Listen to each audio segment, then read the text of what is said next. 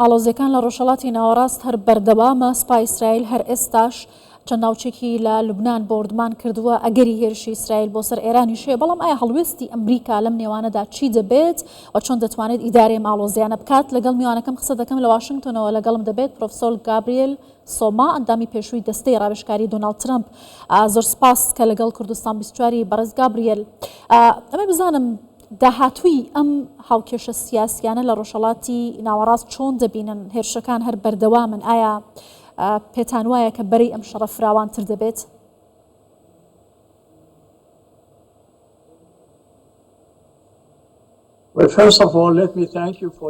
بەر لە هەموو شتێک ڕێگەم دەن سوپاسی میوانداریەکەتان بکەم و زۆر سوپاس. ئەوەی کە لە لوبنان ڕوودەدات شتێکە کە دەسوەردانی ئێرانی لە دواوەیە و بووەتە بەشێک لەوەی کە چەند وڵاتێکی دیکە لە ڕۆژهەڵاتی ناڕاست دەشارەکەەوە بڵێن نویشاندا لوبنان. ئێران لە پشت ئەوەیە کە ئێستا ڕوودەدات.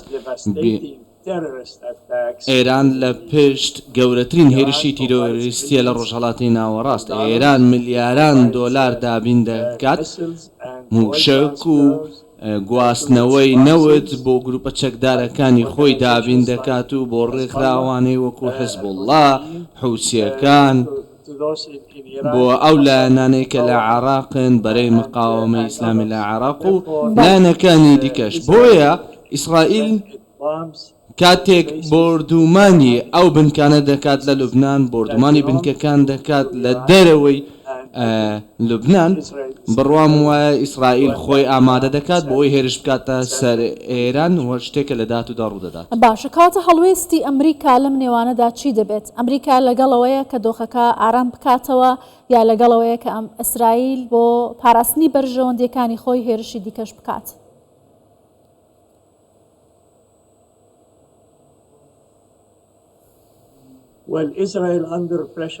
ئیسرائیل لەژێر فشارە لەلایەن کۆشکی سپیەوە. سەرۆک بایدن هەرچەندە ڕێگە بە ئیسرائیل دەدات بۆ ئەوی هێرش بکاتە سەر ئێران، بەڵام لە هەمان کاتدا ئەو ئیسرائیلی ئاگدار کردووە لەوەی کە هێرش بکاتە سەر بنکە نەوتیەکانی ئێران و هەروەها دامەزراوە ئەتۆمیەکانی ئێران. بنیامین نەتانیاهو سەرۆک وەزیرانی ئیسرائیل دەیەوێت هێرش بکاتە سەر ئەم ناوچانە، بەڵام ئەو لەگەڵ سەرۆک قسەی کردووە، لەگەڵ سەرۆک بایدن پەیوەندی کردووە، وا دەردەکەوێت کە سەرۆک ئەمەی بەدڵ نابێت، چونکە ئەگەر ئەو ئەم کارە بکات و ئیسرائیل هێرش بکاتە سەر بنکە نەوتیەکان، ئەوە نرخی نەوت بەرز دەبێتەوە. ئەمەش کاریگەری لەسەر هەڵبژاردنەکانی ئێرە لە ئەمریکا دەبێت. وەک دەزانین ئێمە دوو ئەوەندەی کە ئێمە پێشتر دەماندا گازۆلین ئێستا دابینی دەکەین و ئێستا پارەی دوو ئەوەندە دەدەین بەنەوت و پارە دەدەن بەنەوتی گازوایل. باشە، کەواتە ئیدارەی بایدن لە ژێر فشارەکانی کۆشکی سپی چ بڕیارێک دەدات لە کۆتاییدا؟ ئایا بڕیاری ئەوە دەدات کە لە ئەو چوارچێوەیەدا هەڵوێست وەربگرێت کە ئیدارەی کۆشکی سپی گوشاری لێ دەکات، یا بڕیارەکانی وەکو لەگەڵ نەتانیاهو قسەی کردووە هەر بەو شێوازە بەردەوام دەبێت؟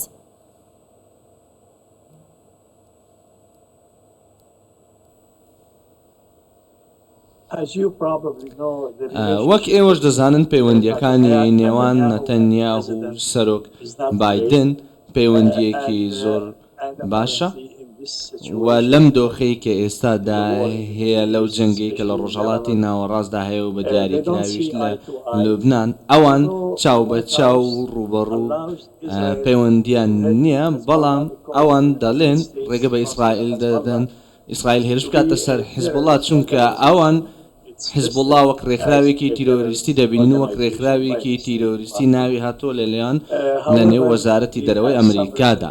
لەگەڵ ئەوەشدا هەندێک هەڵسەنگاندن هەن سەبارەت بەوەی چوونە نێو خاکی لوبنان لەلایەن ئیسرائیلەوە. بۆیە ئەمان گفتوگویان لەبارەی ئەم کێشانەوە کردێ کە ئیسرائیل دەیەوێت ناوچەکان لە لوبنان و لە بەیروت داگیر بکات. زۆر باشە. هەر لەگەڵ ئەو هێرشە بەرفراوانەی کە ئێران کردیا سەر ئیسرائیل، دۆناڵد ترامپ قسەی کردوەتی کە ڕۆژهەڵاتی ناوەڕاست خەریکە گرد دەگرێت و ئیدارەی ئەمریکا بێدەنگە. کەمێکی ماوە تا هەڵبژاردننی سەرۆکایەتی ئەمریکاش. پێتان وایە بە گۆڕینی ئیدارە لە ئەمریکا هەڵوێستەکانی ئەمریکا بەرامبەر بم پرسانە کۆتاییان پێدێت لە نێوان کۆماری و دموکراتەکان ئەگەرم ئاڵ و گۆڕە بکرێت؟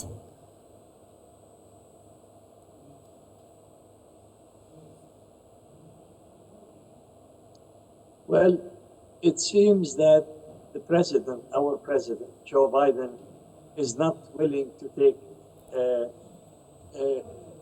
actions that might curb کە ڕەنگە هەندێک کردەوە بگرێتە بەر کە زیان بە هەژمونی ئێران بگەیت لە ناوچەکەدا ئاگەر سیاسەتی ئەو بەراورد بکەیت لەگەڵ سیاسەتی سەرۆک ترامپ لەو کاتەی کە ترامپ سەرۆکی ئەمریکا بوو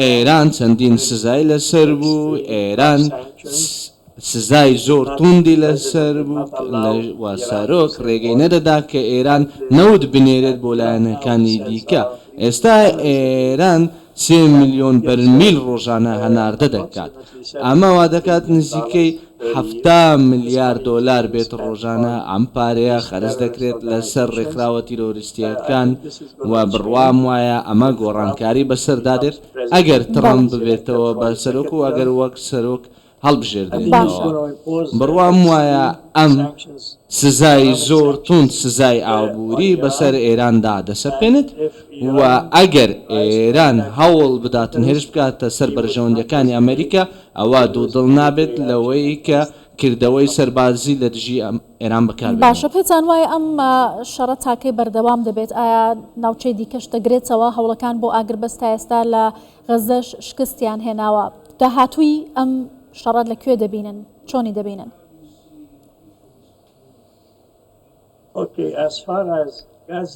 بەڵێ ئەوەی کە پەیوەندی بە پرسی غەزەوە هەیە سەرۆک وەزیرانی ئیسرائیل باڵێنی داوە کە ئەو حەماس لە ناو دەبات و ڕۆڕی حەماس دەبێتەوە هۆکاری ئەمەش ئەوەیە کە حەماس وەک ڕێکخراوێکی تیرۆریستی دەبینن ئەمە هۆکاری یەکەمە هۆکاری دووەم حەماس لە 1987 دامەزراوە و دانی بە دەوڵەتی ئیسرائیل دانەناوە ئەگەر لەبیربان بێت لەو کاتا یاسر عەرەفات دەیویست گفتوگۆی ئاشتیانە لەگەڵ ئیسرائیل بکاتن کە دان بە دەوڵەتی ئیسرائیل دابنێتن لە هەمان کاتدا ئیسرائیل ڕێگەی بدات کە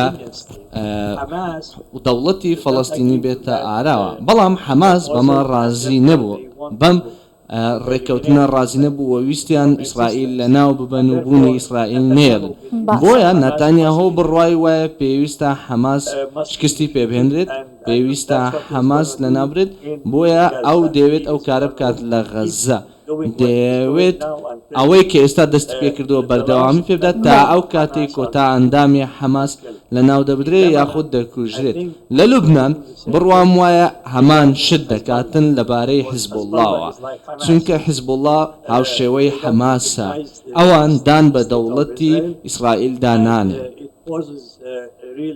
و هەڕەشەیەکی جددیە بۆ بوونی دەوڵەتی ئیسرائیل و بۆیە پێویستە ڕوبەڕوویان ببنەوە شکست بە حیزبوڵڵاش بهێنن بە هەمان شێوە. بەڕێز پرۆفسۆر گابریێل سۆما ئەندامی پێشووی دەستەی ڕاوێژکاری دۆناڵد ترامپ لە واشنگتۆنەوە لەگەڵ کوردستان 24 بووی سپاس.